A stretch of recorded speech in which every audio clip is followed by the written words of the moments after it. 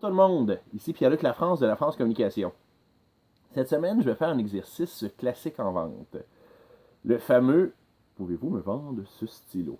Vous l'avez probablement vu dans des films comme Le Loup de Wall Street, mais c'est un classique que vous avez pu voir à différentes occasions.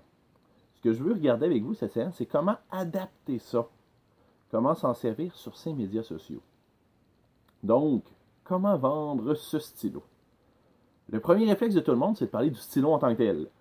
Il coûte 20% moins cher que les autres, il y a plus d'encre dedans, il peut durer plus longtemps, il est robuste, on peut l'avoir dans toutes sortes de couleurs.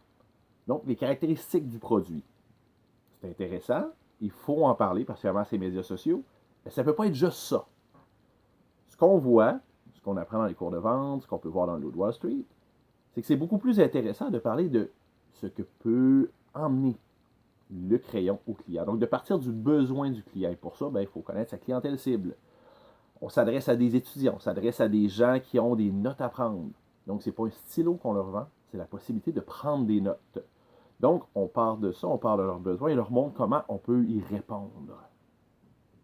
Par contre, ce que moi j'ai à ajouter, c'est que sur les médias sociaux, et particulièrement quand on parle de petites, moyennes entreprises, particulièrement quand on parle d'entreprises de services, c'est pas tant un stylo qu'on vend, c'est pas tant un service qu'on vend, que la personne qui l'offre. Donc là, il faut être capable de dire c'est qui le propriétaire de l'entreprise?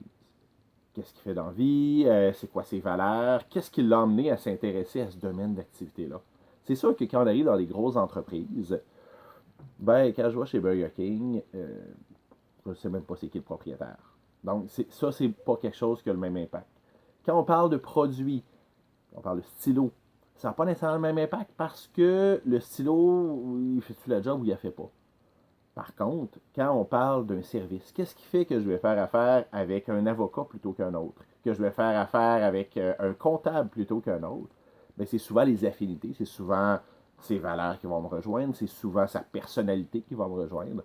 Donc, si c'est si important dans le choix, bien, pourquoi pas le mettre de l'avant sur nos médias sociaux et justement pouvoir influencer positivement les clients en montrant qui on est vraiment. Donc, pour des trucs comme ça, pour d'autres trucs, pour des façons de vendre votre stylo, n'hésitez pas à communiquer avec moi, Pierre-Luc Lafrance de La France Communication.